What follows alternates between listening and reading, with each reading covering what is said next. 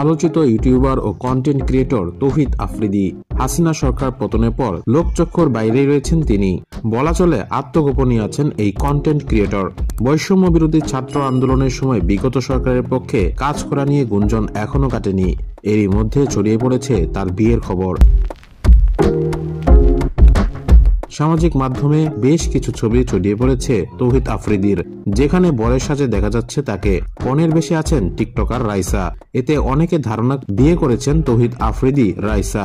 তবে বিভিন্ন গণমাধ্যমে বিয়ের যেসব ছবি খবর হিসেবে ছড়িয়ে পড়ে, সেখানে পাত্রী রাইসা ছিলেন না বলে জানিয়েছে আফ্রিদির পরিবার সহ কনের পরিবার।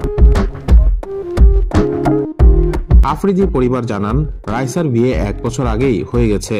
রাইসা ও রামিসা যমজ বোন।